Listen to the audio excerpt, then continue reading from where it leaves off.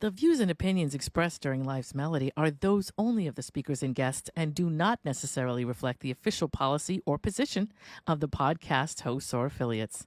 Any content provided is not intended to malign any religion, ethnic group, club, organization, company, individual, anyone, or anything.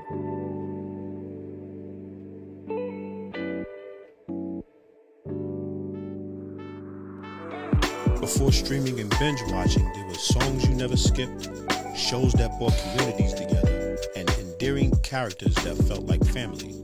Welcome to Life's Melody, a melodious conversation with Will and Lana, rewinding the dial to the golden age. Join us as we take a trip back to a nostalgic era in history. So adjust those rabbit ears because we're going back to the days of laugh tracks, catchy jingles, and unforgettable moments in entertainment. Will, is that like Urban Godzilla? Like that dude is the coolest. That dude is the coolest. It took me a while to find him, but that dude is the coolest. As soon as I heard that track, I was like, this is definitely the theme song I want. It feels like without a doubt. Us, right? No doubt. And you got to go look him up. Now, you know, it's easy to find him, right? Just Google him. Now I can. Now you can, yeah. But for people who are looking for like some more of his tracks and his smooth stuff, that's pretty cool, you know? Absolutely, absolutely. Yeah. Gotta give that dude his props without a doubt. Yeah, it's pretty cool. I love the way it sounds. But so I'm Lana. You're Will. You want to be called I'm Willie? Will. How do you want people to call you? Will is fine. Yeah. You know, I could dig Will. I could definitely dig that. Can you definitely dig that? Yeah. It has definitely been dug all the way 6 feet deep. Wow. I'm definitely digging that. Very nice. So, I mean, we'll start off with this podcast just kind of explaining like what, I mean, we you know, obviously people kind of know the overall of what it is that we're doing. Right. But I think basically that we started off with this particular show today and what the topic is and like why. I don't know. There's really a lot of stuff that we have gotten into as far as like what we used to know growing up and how stuff is different than it used to be. And I don't know, like maybe when you look back on stuff, there's like a feeling of, you know, I don't know. You know, like when they always say it's nothing like the days of yesterday and stuff like that. I know. You know, times that we used to have back in the day, they're not like today. As a matter of fact, I was just talking to one of my buddies, my coworkers at work, and I was telling him when I first bought my very first turntables. Okay. And that was back when my kids were very little. Right. And that was back when they had a lot of those mom and pop stores. Right. So the mom and pop stores, you can go in and you can talk to a live person if you had an issue or anything like that. Yep. They don't have that anymore. You I can't know. even to talk to somebody live. That forget about it. It's all text message, customer service. It's all, you know, some robot, you know, texting and telling you what to do. I don't know. And I is. miss those days. You know, having a live, breathing human being like actually interacting with. You know, I agree with miss those that. days. I do. I actually, don't get me wrong. I'm one of the people who likes to kind of just get through the automated system. Because I love talking to people, but I don't necessarily want to have a chat with somebody. I want to just kind of get to the thing that I need to do. Right. And so, if somebody is just we get right to the point, we fix the thing, or they give me the information I need. Actually, I think that there's the connection of being recognized by somebody in your neighborhood. Like you go to a store and that person that you see every week, you know, you say to the butcher, hey, I need this much chicken, I need this much steak, or whatever it is that you're doing. There is a community feeling about that is lost now, right? Also, Very lost. I feel like the world is, I don't know if it is or not, because I'm not really sure. I mean, obviously there's more people than there used to be in the world, but it seemed like back then everything was so much smaller. Like in local, I don't know. So you would have your butcher, but he'd be your local butcher. You know? Right. Now it's not really, like you're not sourcing things that you normally get. You're not really sure where stuff comes from. You know, like, I don't know. There's a lot of stuff like that changed, so. Absolutely. You know, Absolutely. it's a It's only a time. dream. Yeah, It's a dream to get those days back, I you know. know. I don't know though. And I don't get always me wonder, wrong. do we is like every generation the same where they're all like, are the millennials going to say, well, those used to be the days back then? You know what I mean? You know what I mean? Like I know that our I'm pretty parents sure said they that, will. and I know that our parents and grandparents said that, and great grandparents said that. Yeah. I was The talking. next generation after us, they're going to be like, yo, I miss the days when we used to talk to computers instead of actually talking to ourselves, the Well, computer tech support. right. Because they don't know what that's like. They have no idea what that's like. No. So they can only refer to now. So I'd say that most of our show, right, we're gonna be throwing it at like Gen X for the most part. Probably gonna be that type of generation that we're gonna be talking to. Right. And I believe in personally, and I don't know if you agree with me or not, that Gen X is the only generation that I think has seen no technology, not no technology, but our technology was not computerized. Like we Right. were born and raised in a time where computers were not part of our landscape at all. And then at some point True. it changed where computers came into the scene. I think we're the first generation or the only generation that's going to have seen both sides of that.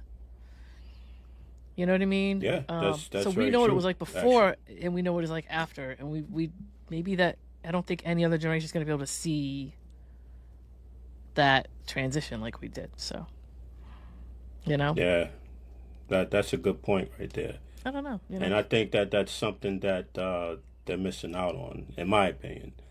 I agree. I Because think so too. But I also yeah, think there were people in our generation before us that maybe also would stand to be able to see both sides would be good for them as well.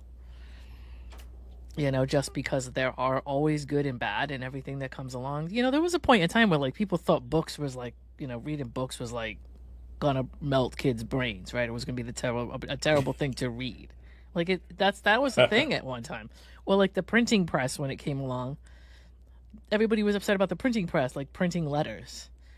That was like a horrible thing that like was coming along and it was going to take people's jobs, and so like that all, no matter what we're looking at, it's always going to be like a fear of, oh no, like what is there's people that want this because it's going to look better for this, but then there's people that are afraid of it because what's going to happen, right? So very understandable. I yeah. mean, another of many conversations that I had with Mm-hmm. associates, co-workers, and actually, it's a guy who worked at an auto plant, and he worked at one years ago, Yeah. and now they have so many machines that builds those cars. Right. Literally down the assembly line. Yep. You can look it up online, and the assembly line is doing a lot of that work. Yep. And he was saying, yeah, those machines are taking, and I think you and I had a conversation about Boston. What is it, Boston Dynamics? Yeah. Uh, the robots. Yeah. Look at what those robots are doing. Yeah. It's like John Connor. He's going to be coming back from the future It's to find crazy. out what's going on. It is crazy. I mean, don't get me wrong. The things like I understand in a way like a military situation because we really don't want to send our human beings into places where they're going to be hurt. So I get that. I get putting a robot into a situation where you're sniffing out bombs. I get, putting robots in a place where humans would be in danger and be killed or hurt seriously. You know what I mean? Right, right. I'm really not against that. However, do I want those things to be in every line of work in every business? I can't say that that's true.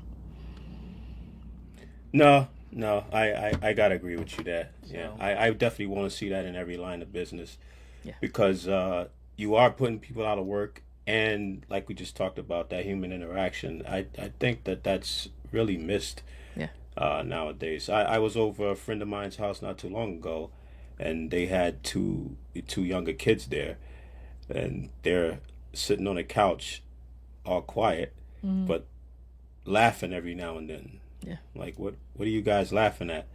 So they were texting each other instead of actually talking to each other. right, It's like you're like you're sitting there and you're sitting there. You can't talk. Right. What happened to that? Right. That's what's being lost, you know. And the thing is, human beings will always need that human interaction, no matter what. They will always crave that.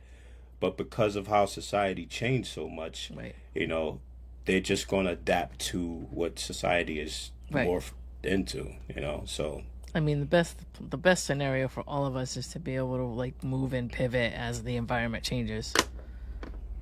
yeah, To be able to absolutely. things in any direction, whether it's that we're working with technology or that we're sitting down and having interpersonal conversations and that kind of thing. So it's Yeah. probably not going to happen that way, but that's the way that I would like to see it. That doesn't necessarily mean that the world's going to do what I want. So, you know. Yeah. But anyway, we're getting into some old like sitcoms that we used to love, right? And we both Right. picked a My sitcom that favorite we favorite subject. yeah. I mean, we have a couple. Will and I have some long conversations about all kinds of stuff, right? Music, movies, all that kind of stuff. But we decided let's pick two good like sitcoms that we watched as kids. That we had our dinner and we sat down and we just I'm a little bit older, so some of the stuff we talk about I actually saw in a weekly run. You know, Which I have always been amazed at that. yeah, it's amazing at my age. But no, like if you start from the beginning, we got to talk about Norman Lear because Norman Lear was like the guy that really, in my opinion, like changed the culture of television. There were a lot of different things that happened that changed things when we were growing up because previous to that there was a very different type of television going on. So Norman Lear wasn't the only factor, but he was at a good place when TV did change. He was right there with his foot in the door to Right. to get the programming and the social commentary that he thought was needed at that time. And he just came in at a point where TV was ready for another thing. And And he definitely gave it another thing. yeah, he did. So I think the guy was definitely a genius. I do too. And I actually have a couple friends from Vermont who didn't live very far from Norman Lear years Really? ago. So that's always a pretty cool thing. I think it was Burlington, Vermont, but I'm not 100% sure if it was the exact city. I know it was near there. The friends that I'm talking about lived in Burlington for sure, but I don't know if Oh, he okay. lived in that exact same city or if he was, a town over. But he was a legend there and everybody knew about him and that kind of thing. So that's kind of cool. I mean, I don't know if he was Definitely a from legend. there. I just knew that he lived there for a really long time. So, yeah. So we're going to start off with, we're going to do All in the Family. We're going to have All in the Family. We're going to have Sanford and Son. Those are the two that we chose. Two very good ones. Yep. Classics. Yep. Both very different, but really good baseline. Same kind of really good timing and production and, that kind of thing. So I'm going to let Will go first with Sanford and Son. Sanford and Son. One of my favorites. I love Red Fox. He is one of my all-time favorite comedians. He's a legend. Yeah. Started out back in the Chitlin circuit. Yep. He that's where he got his bones. Very, very popular actor. Comedian too. A lot of the comedians nowadays, they look up to Red Fox, Yeah. And the funny thing is, Red Fox, he knew what he wanted to do even when he was very young, because he actually ran away at I think it was 13, 14 or something like that. That's pretty Started cool. shining shoes and joined some circus or something like that, and played some banjo or something like that. Yeah. And he knew what he wanted to do even at a very young age. So Yeah, he was, I don't know, a lot of people didn't know if he was a good musician, but he's actually a pretty good musician. he started on a show called Sanford and Son. It was a groundbreaking American sitcom created by Norman Lear and Bud Yokert. Sanford and Son first aired on the NBC network at January 14th, 1972 to March 25th, 1977. The show followed a comedic, often contentious relationship between an irritable 65-year-old Fred Sanford, played by Red Fox, and his restless 34-year-old son, Lamont, played by Damon Wilson, as they ran their family business in the Watts neighborhood of Los Angeles. You know, as far as like just they worked really well together. As far as the two actors are concerned, so I mean, I loved it. I watched it all the time. It was one of my favorites. There's a little bit of controversy with them, Damon and Fred. Okay. And I was actually listening to an interview by Damon Wilson that he did. He did with some younger guy not too long ago. And I never even knew this. So apparently they had some controversy because when they ended the show, yeah, Red Fox, didn't tell Damon that he was going to do this variety show called the Red Fox Comedy Hour. And he was very upset about that because he actually found out when he came into work one day. Yeah. And I was like, that's a horrible way to find out that you're not going to be doing a hit TV show anymore. I know. That's absolutely horrible. Yeah. And he talked about how close he and Fred was. Yep. They were very, very close. And a lot of them were close on the show. Fred Fox actually brought a lot of his friends in, you know, the guys that played with Bubba, Grady, Esther. Yep. They were all very, Wanda Page, they were all very close friends to him. Yeah. And Fred decided to go in. And that's just proves that money can ruin friendships. It can. It's horrible. And the Red Fox didn't really have that much to be waving at anybody, especially with all that tax evasion he did. Tax evasion. But I don't know. Maybe before that happened, he thought, you know, the iron's hot. Let me strike. You know. Yeah, I mean, you can't really blame him too much. Right. I don't really blame him too much, but at the same time, I know there's a lot of people eating off that table, and I know, you're kind of the reason why they're eating off that table. I wonder if he felt like almost. I wonder if like he was just afraid to talk about it with him, just figuring he's not gonna like it, or there's really no good way to tell him, or I don't know, or he just decided, well, it's a business decision. You know what I mean? Maybe the relationship wasn't as personal as Damon thought it was. Yeah, I mean, that's a good way to look at know. it. That's definitely Just a good way guess, to look at it. You know? I mean, because something like that, how do you bring that up to Like, yeah, that's your friend? It's like, no, I don't want to do the show anymore, even though I know. And Red Fox is a bigger star than Damon, obviously. Right. Even before he came to Sanford and Son, he was a bigger star. So how do you say to someone who's not, even though we're friends, you're not like a bigger star to me, and I'm going to leave, and you're probably not going to be as successful as I am when I leave the show, which is actually what happened. It's a bummer, I think, because again, I wouldn't know personally. Obviously, I've never had a TV show, but you go from wanting to make sure that you get the show off the ground, that you have a job, like, you know, you at the beginning you're just trying to struggle to get it running, and then I think most people hit a wall where they're like, okay, I did this and I've done everything I can do, and I now want to just do something different.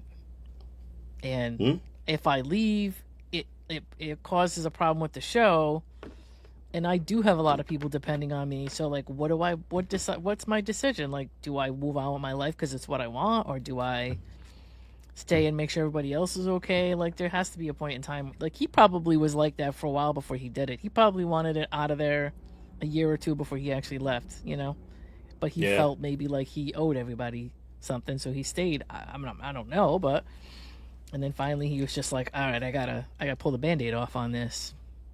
Yeah, and at the same time, I mean, he's probably thinking, well, I get him being upset, but I can't be taking care of everybody. You know, I gotta move on and do other things too.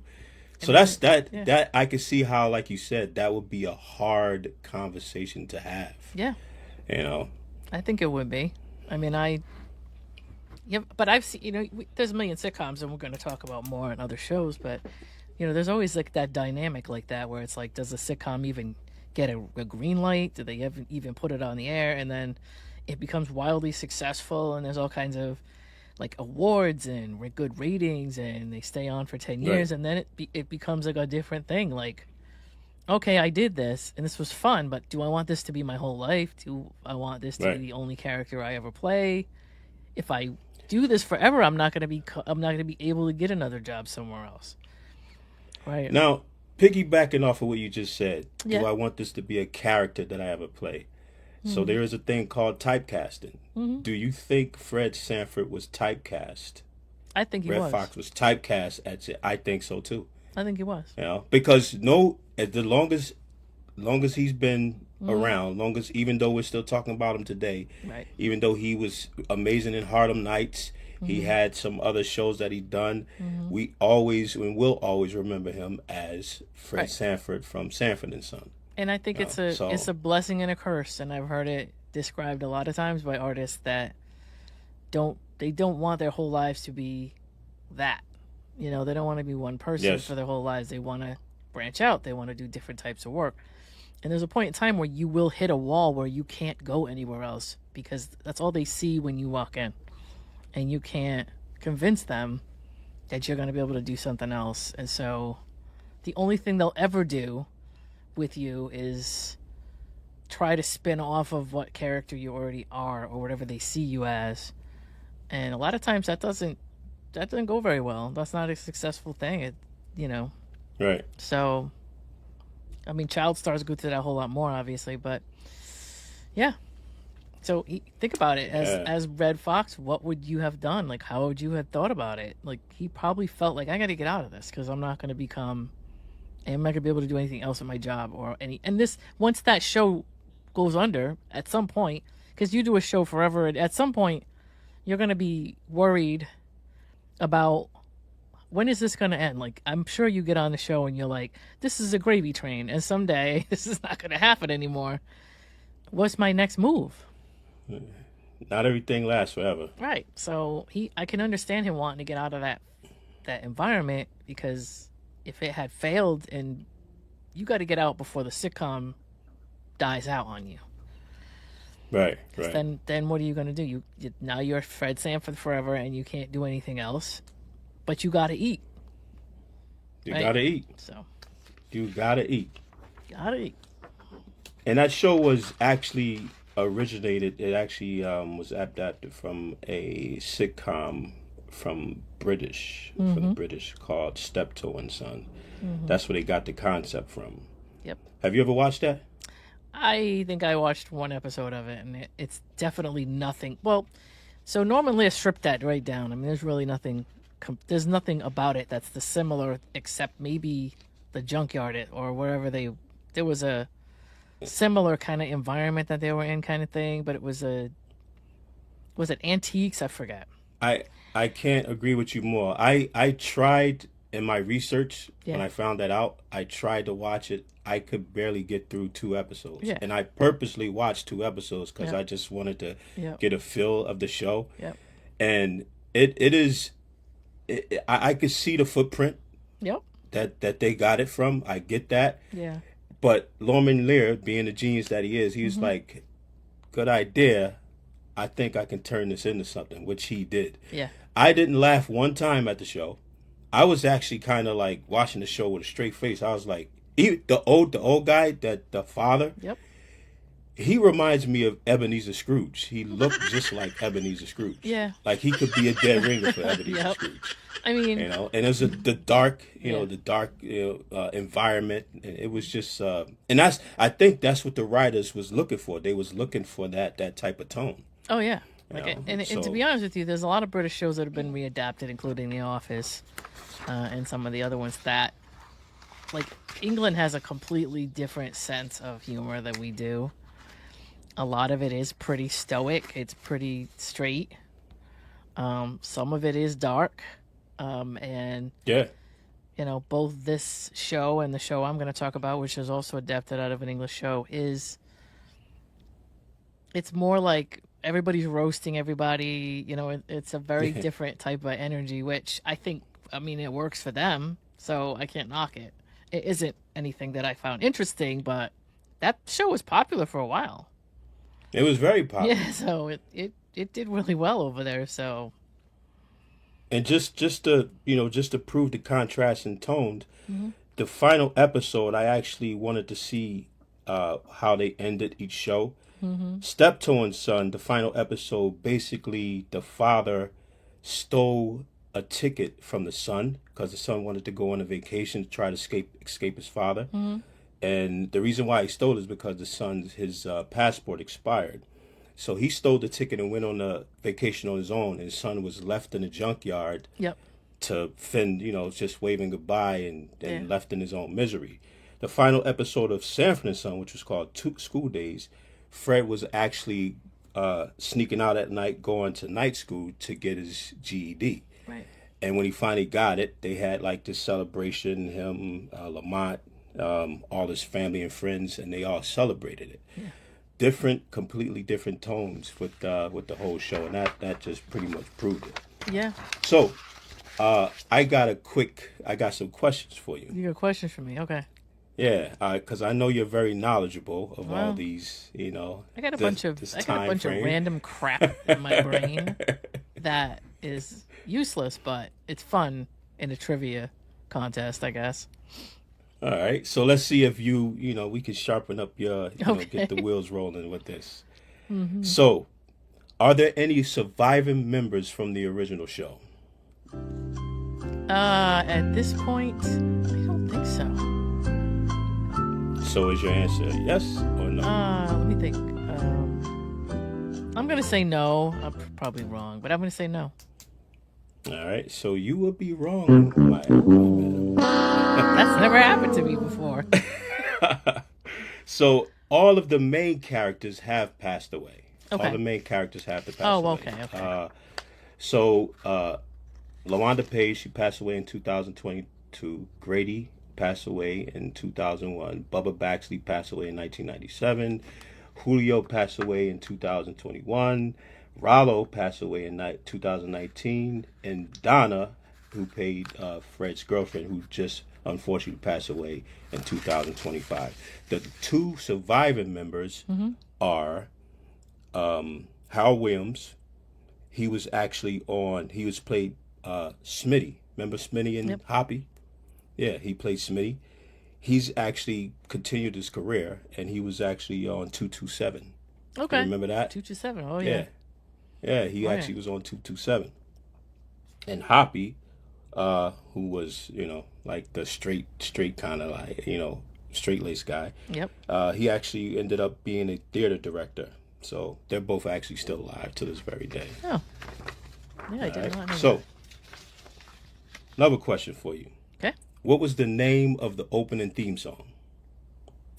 Oh, I knew Quincy Jones did it, but I can't think of the name of Quincy Jones did do that. I actually remember seeing it, and I don't remember what it was. I actually heard it and saw it, and I forget completely. You ready? Yeah. The name of the opening theme song is The Street Beater. Okay. Now, see, wait a minute. That doesn't sound familiar. Maybe I didn't see it. I guess I didn't. Interesting. Yeah, and it's funny because they got that opening theme. Well, he wanted that opening theme because he wanted to kind of make it, fit Sanford and Sons, their junk business and all that kind of stuff. And the term street beater actually means someone who walks the street looking for deals and scavenger finds and stuff like that. That's pretty cool. The genius of Quincy Jones. One more question. I gotta say, before you get me that next question, that was a funky tune, man. That was a good tune. I'm hearing it in my head right now. That was just, I don't know. It was the best. It was the best. He was so good. Absolutely love that. Quincy was a genius. God rest his soul. He was really a genius. So, what actors from that show actually had shows after that? They continued their career and actually had other sitcoms after that. Oh, I don't know about other sitcoms with the exception of the spinoffs. I'm not sure. I don't know. I may not have seen like anything that they did. So, All right. I mean, I know Red Fox did his own thing. I know, I So believe what do you know? Damon did Which something like with the same show, but because it would turn into a hotel, right? At one point, there was one spinoff. actually, Yeah, ac- actually, they tried to get him yeah, to come into because that was called the Sanford Arms, yeah. but he refused that, Okay, and they rewrote it. They retooled the script and had some guy, I forget his name, and he took Lamont's place, okay. and it was horrible. The Oh, ratings that's were right. horrible. He never It came seems back, like. but Yeah. Red Fox He did actually at never some came point, back. right? Yeah.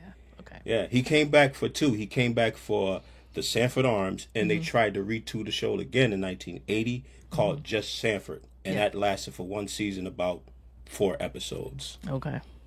Pretty All funny. right, so Damon Wilson, he Mm-hmm. actually went and did a show called Baby I'm Back, 1978.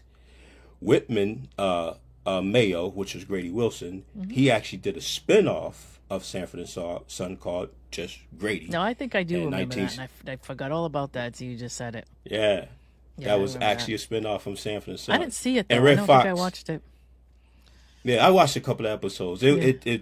It wasn't that funny, but it was Grady, Yeah. I mean, And Red Fox obviously did the Royal Family, and you know why the Royal Family came about? I do not. Eddie Murphy. So, okay. quick story. Mm-hmm. Eddie Murphy sitting. They're all at break on a set or something like that, and Red Fox and Della Reese were going at each other, just like they did in Harlem Nights. Yeah. And they had everybody in the room dying laughing because this is unscripted. Yeah. This is just them going back and forth. And Eddie said to himself, "You know what? That's a show." Yeah. And Della Reese said that he went in his trailer and wrote most of the show right in his trailer, and that's how the Royal That's Family fair. came to be. That's fair. That makes sense. Those two were just, oh my God. I just can't. And they did a lot of stuff previous to, I mean, they knew each other for, I don't know how long before Sanford and Son was even on the air, Yeah, and of course she was in absolutely. Chico and the Man, which we've done research on that Yes. as well. Yes, she so was in she's Chico been and the around Man. for a while. She had been around for a while in different things. And Della Reese was amazing. Amazing She was- voice. Yeah.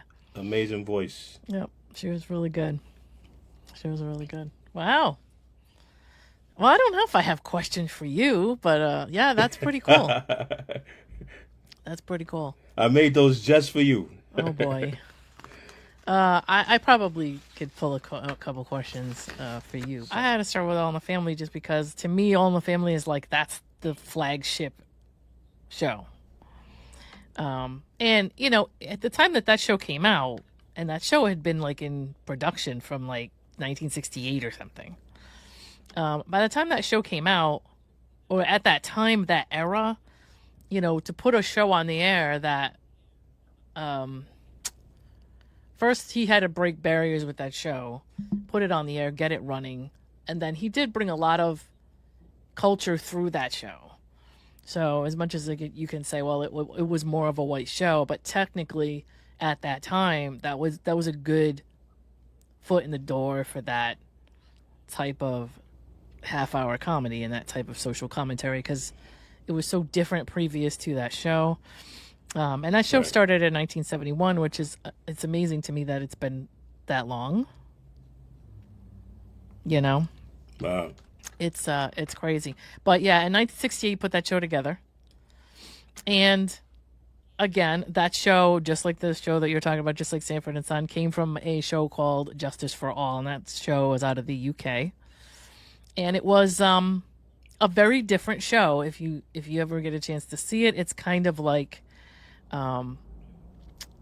you've got the mother and father, you've got the daughter and son-in-law, and they are talking a lot about politics and social justice and things like that. However, it's way more, it's a lot more, it's more of a biting comedy. It's absolutely mostly roasting.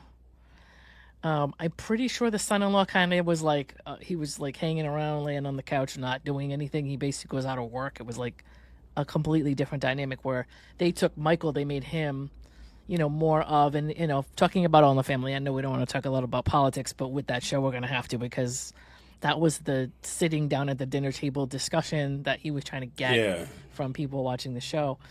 And Mike was very politically driven. he was I do politically remember driven, that but so in was his character. Archie, and so was Gloria. And Gloria and Michael, Well, that's true. That's you know, true. they were very, I would say at that time, Vietnam was happening.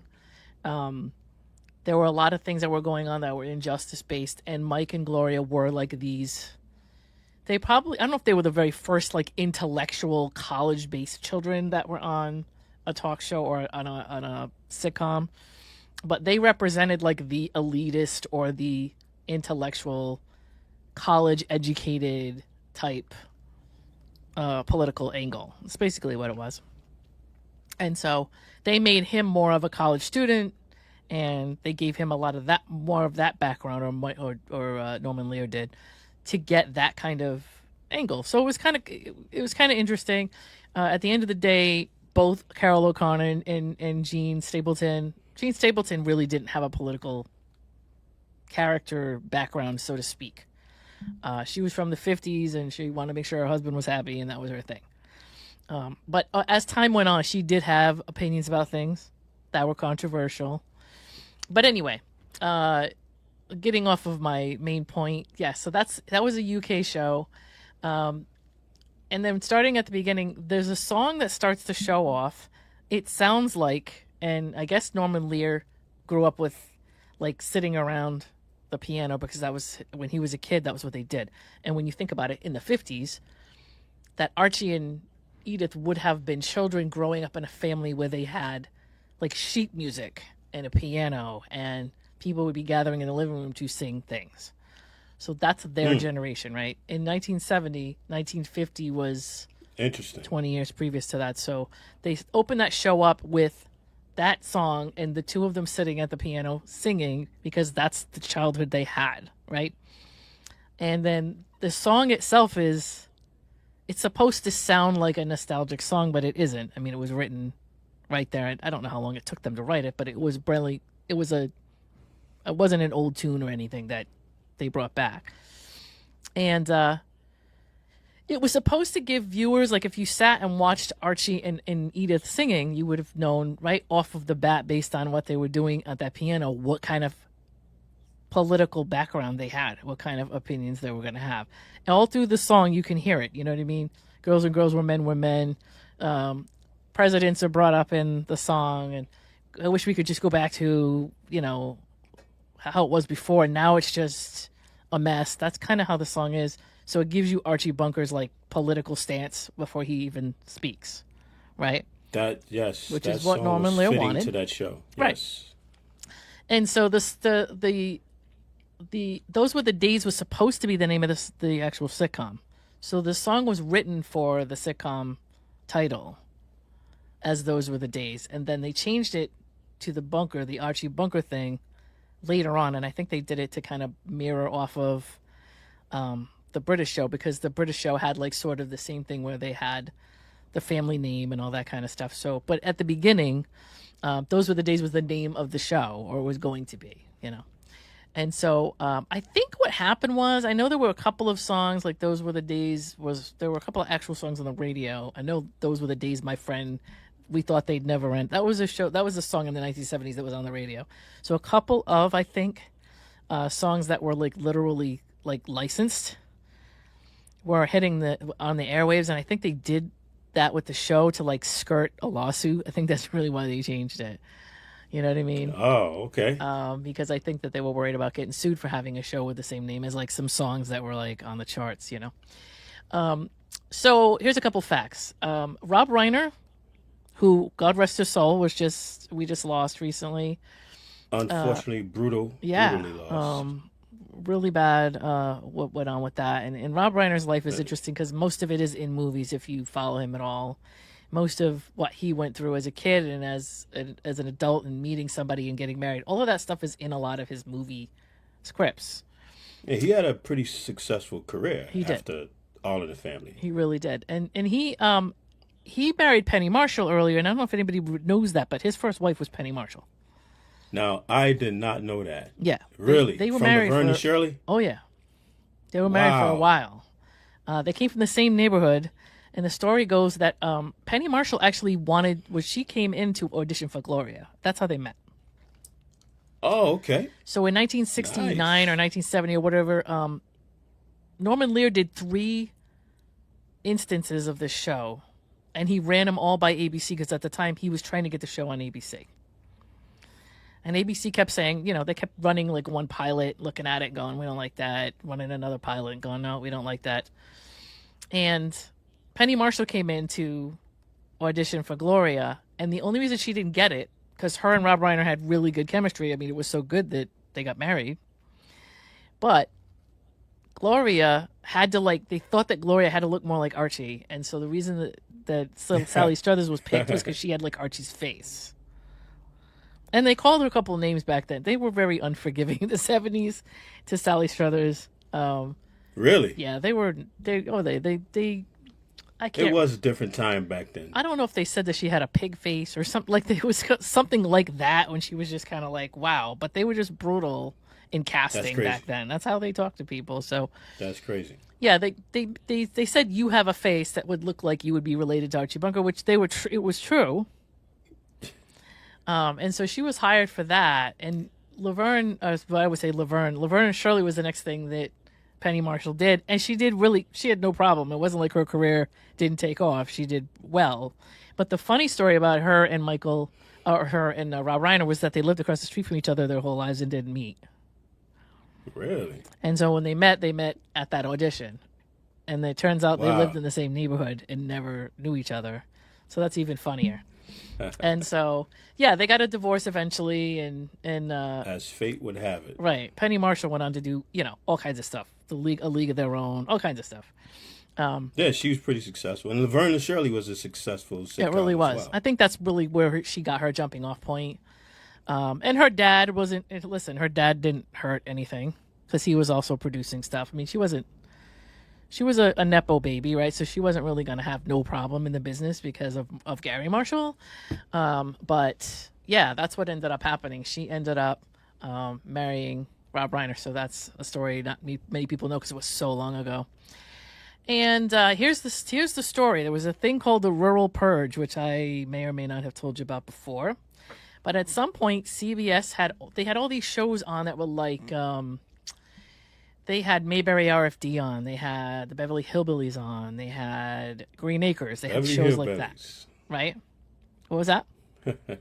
Beverly Hillbillies. That was a. I just when I was a kid, because I used to eat a lot, still do a little bit. Okay. And when I used to eat my cereals, they used to say, "Oh, you eating out of one of those Jethro bowls." So yeah, like the trough, running right? joke when I was a kid. Well. Like all of the sitcoms back then were like almost based out in rural areas, if you notice or if you remember.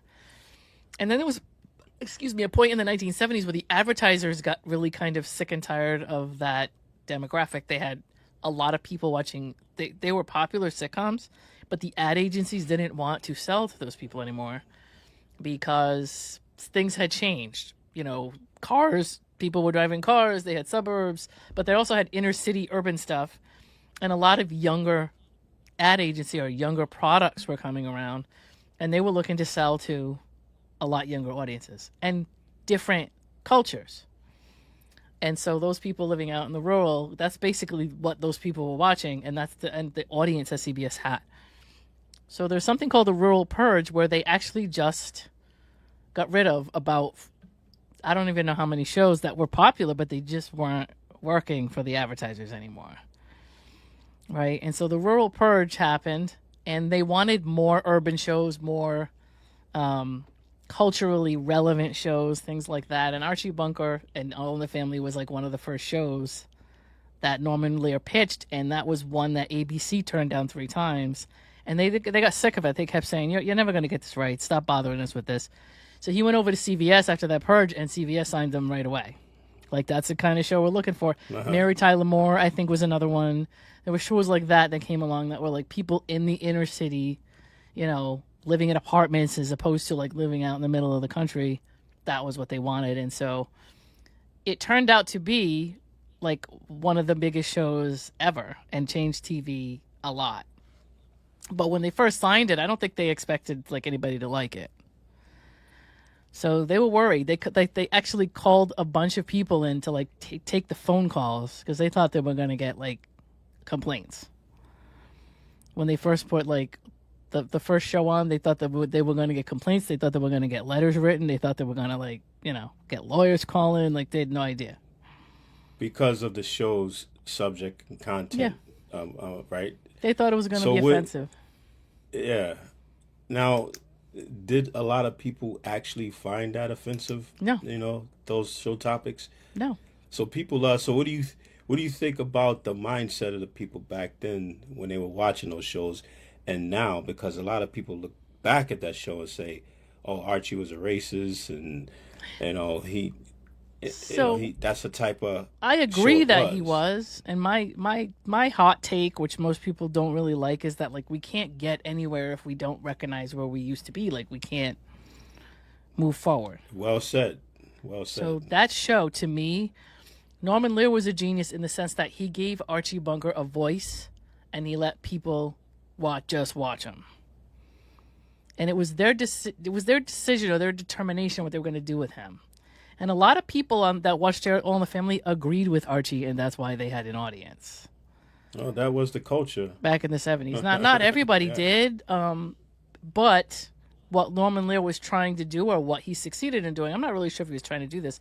He got families around the table, and he got them talking about social change and what was happening with Vietnam, and what was happening with women's liberation, and what was happening with civil rights, and all the things that up until that point, nobody talked about on TV because it was taboo. Yeah. And that changed like a lot of stuff, not only in those days, but then later on. Obviously, there was a backlash, and that's another story. But it was called like an accidental hit. It became a hit, drove ratings for years. It moved up to Saturday night real quick and became flagship. It started at 8 o'clock on Saturday nights almost right away. Number one Nielsen show from 1971 to 1976. And everybody in that show that was like a main character got at least one Emmy from that show, including Norman Lear. Norman Lear got several. But the show itself, and then each and every character, they all got Emmy awards for that show. So, I can definitely, I can see that. And if you look at it, it's like, I don't know how to explain it, but sure, maybe Archie was racist. Well, I mean, we know Archie was racist. The point is, what are you going to do with it? Without a doubt. Right? In the 70s, that was, a lot of people were sitting down with family members, and that was what they were hearing. Like, Archie Bunker was that relative that's sitting at the table on holidays that says stuff, and you're just like that was what Norman Lear wanted. He wanted everybody to understand, like, identify with him as somebody like that they already were related to.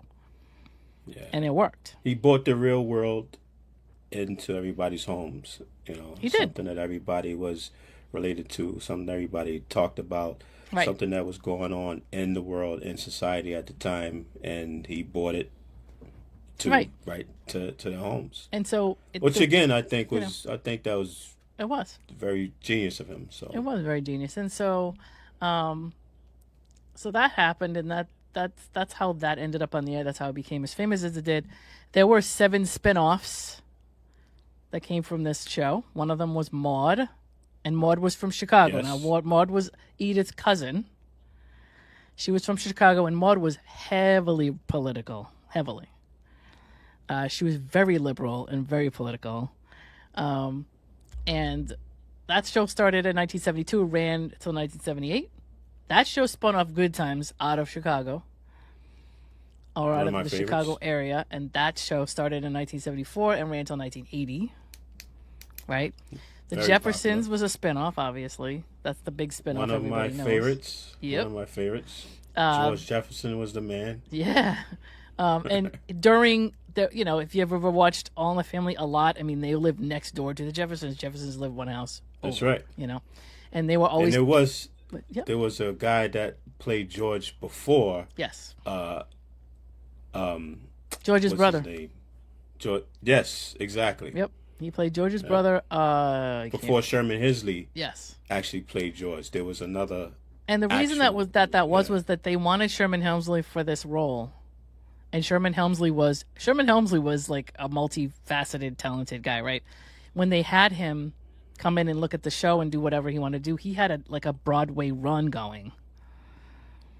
And so, but they didn't want anybody else to play him. So they brought in a guy to play his brother until he came off Broadway. That's literally what that was. Oh, So okay. all through the show, you see, like, I can't remember what his brother's name was off the top of my head. Why? I don't know, and I didn't write that down. Something I think we discussed before. But, yeah, he was like, he would come over and say, my brother George this, or my brother George that, like that was going on in the beginning. And he was, like, sort of staying with them. And at one point, George Jefferson actually came over and started talking to Archie because it was like, oh, my brother will never come through this door. He'll never talk to you, that kind of thing. And then him and Archie would go back and forth and trade bars, but he was actually on a Broadway show finishing a run, and that's why he didn't start when the show started. So, and then him and Louise became like such great characters and such main characters almost in All in the Family. Another funny thing is if you ever look up 704 Hauser Street or where the house actually is, there's no porch on it. But if you ever watch the show, there's always a porch from the front door. There's people standing on a porch. But when you look at the house, it doesn't have a porch. It just has, like, stairs. The original house, the actual house that they took a shot of, the outdoor shot. So, anyway, so we had the Jeffersons from 1975 to 1986. And then that spun something off called Checking In 1981. Now, that would have been Marla Gibbs. And it was like she became a hotel runner. She ran a hotel, or she became a woman who ran. I never saw that show, but I did hear about that show. It only had 4 episodes, so there wouldn't have been much for you to see. And I think she was running the cleaning division of a hotel, and that was what was going on there. But yeah, that didn't work for some reason. Everybody thought Florence was a great character, and her and George were great. But when they put her on her own, it didn't work very well for the audience, I guess. Well, she was great as Florence in the Jeffersons. And I think they kept her as Florence and moved her to there. Like, they made it so that Florence would, leave. Okay, I finally opened my own business and all that kind of stuff.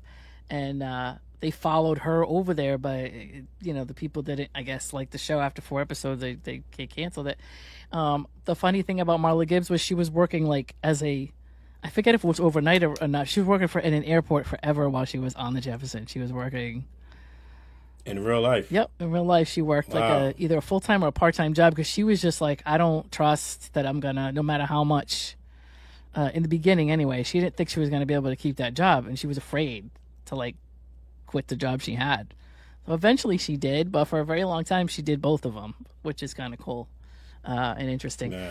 And then you had Archie Bunker's Place, which is 1979 to 1983, which actually, 4 seasons is not too bad. And that was when he bought the bar. Really not bad at all. And that was the bar he always went to. That was down the street that he always played pool in or whatever. He ended up buying that bar, and it became Archie Bunker's Place. And then Gloria had 1 season. Gloria herself had like a show for 1 season in 1982.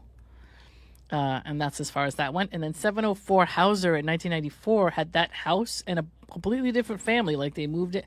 That was so weird to me that they did that. Because they just made the house, the background of the house or whatever itself, like the background, they put a whole different family in there, and then they tried to run another sitcom out of that house. Never heard of that. Of course, it didn't go anywhere. And it was 5 episodes in, and that was it. Right? So... And then the only other thing I wanted to bring up was, do you remember the end of the show? I do not remember the end of the show. Okay, so at the end of the show, there's kind of like it seems like an instrumental is playing, and it's piano music. It's an arrangement of piano that kind of goes, through when you're listening, when you're watching the credits or whatever, and it's like, it says All in the Family was recorded in front of a studio audience or whatever. There's a song underneath it. That song is called It's All Over Now. And Carol O'Connor, actually, both Carol O'Connor and Gene Stapleton are like professional singers, or were professional singers. So when you hear them in the beginning of the show, it's literally an act. Now, I don't think Gene Stapleton could play the piano, but the guy who put the theme song together, I guess, played it because of the timing. They want to make sure it hit a certain mark. So she wasn't playing with the keys, somebody else was, and she was following. But her and O'Connor were actually singers. And Carol O'Connor wrote lyrics to that song that you hear at the end of the show, and he became a co-writer, so he got a credit for that. Wow. And every time it ran, he got paid for a really long time. I think he still does, right? Even though he's been gone. But if it's in syndication, if it's running as a rerun or anything else, when it plays, he got paid for it. And so that was a good investment. I wonder how much he got paid for it. I don't know, but I mean, if you think about how much All in the Family is on the air or was on the air for years, it had to be a nice little chunk especially for whatever they got paid back in those days. So. Right. So like I know with the main show, when the main show ran, it had to be a decent amount of money. When it actually ran live, or whatever the actual time slot it was in, but then it ran in reruns and it ran in syndication. So maybe it was less money later, but that was kind of a smart move on his part to do that. And you could see Carol O'Connor, if you look him up, you just Google him and you'll see him. And here and there, he's gone on shows and stuff and sang that like with lyrics. So, yeah. But anyway, that's my thing about this particular show. That's a good thing. You know what I mean? I like that thing. That's the stuff that I found interesting about it. Of course, there's way more that I won't get into now, but there's so much about that show that you can look up. But there's definitely the one thing I love is that in the Smithsonian, the chairs, Archie Bunker's chair and Edith's chair are in the Smithsonian. Nice. Because they actually represent like actual change in history, which that show did. So. Wow. Yeah. And I don't have questions for you, but like next time we do this show, I'm gonna have questions for you. I caught you off guard with that one. You did, and I got them all wrong too. Oof. I learned today. Here's another little interesting little fact about your show, Archie, All in the Family. Mm-hmm. Guess who guest starred on your show from my show, Sanford and Son? Damon Wilson did. That's right. That's right. Damon Wilson, in one episode, he played a robber. He came and robbed the house. And I forget. I actually had the name of the guy he was with, and I don't remember off the top of my head. But yeah, that's where Norman Lear got him from, kind of. Yeah, exactly. He had already been doing walk-ons at different shows for Norman Lear for other stuff or for other projects. The funny thing about Devon Wilson is that he didn't think he was gonna he thought the Sanford and Son wasn't even gonna be like a show that was gonna last. So when he first started the show, he was just like, "Oh, I'll do it," but he actually never thought it was gonna be a long-term thing. He thought it would be a temporary job because I guess he was doing a lot of that kind of stuff. And so he would sign up for something, he'd go for an audition, they'd bring him in for 3 or 4 episodes, and he'd go do something else. And he just never thought for sure he never even dawned on him that Sanford and Son would be a long-term permanent gig. So that's interesting. Right. Very interesting. Yeah. Yeah. So yeah, those are our 2 shows.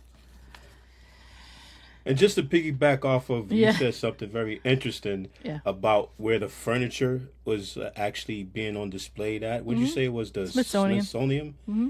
So the truck that Sanford and Son used, it was the 1951 Ford F1 pickup. Mm-hmm.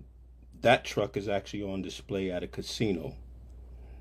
And the actual location, the location where the theme song was filmed, that was an actual junkyard. Oh, that's cool.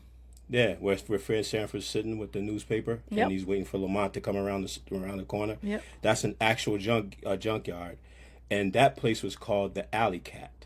Oh, that's pretty cool. They tore it down. Yeah, they tore it down, and now it's called Power Plumbing. That place is called Power Plumbing now.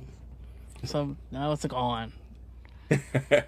Yeah, we talked about some good stuff. We did. We talked for a while longer than we thought we were gonna.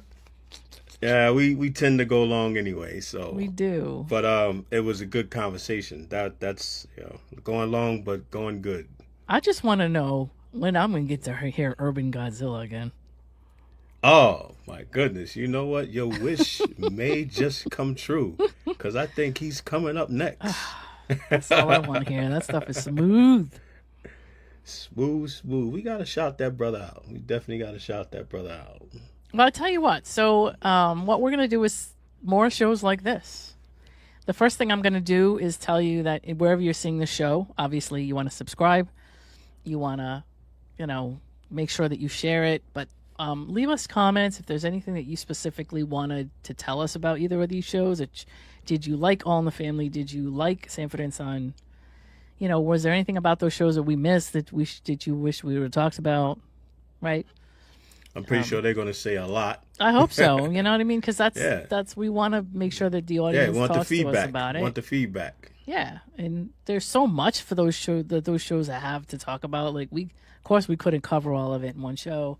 I mean, I wrote down so many things. I mean, I didn't even get over to half the stuff that I wanted to talk about, but we got some juicy stuff out there. We did. So I mean, we could go another 2 shows just on these 2 shows. I know alone. we could easily. We could, but that's okay. We're gonna get in. We're gonna dip in with these plays. A couple of things. We're gonna get in and get out. Try to talk about some of the interesting stuff. Right. And then you say, "Hey, I watched that show and I like this. I like that. Hey, you guys didn't talk about this." But if there's also other shows, or movies, or music, anything Gen X, or anything from the past that you want us to talk about, let us know. Let's do it. Let's do it. Can you dig that? I can definitely dig it. All right. See, Will and I can dig it. Okay. It's been dug. 5 feet deep. 6 feet deep. Life's Melody coming at you live and in full effect. That's right. That's right. So we will see you the next time. We're so glad we got this in the can. Oh, you have no idea. Are we gonna go celebrate? We have to celebrate. So it's listen, our first show. Will and I, first we're gonna get is we're in gonna the bag. we're gonna hang up and then we're gonna go somewhere and we're gonna drink some champagne. But we'll be back. Now I could definitely dig that. I could dig that too. It's very diggable. All right, guys. See y'all next time. You just listened to Life's Melody, a melodious conversation with Will and Lana. Thanks for joining us. We hope you found it enjoyable. If you did, please share this podcast, leave us a comment or a review, and don't forget to subscribe so you don't miss any new content. We'll catch up with you soon.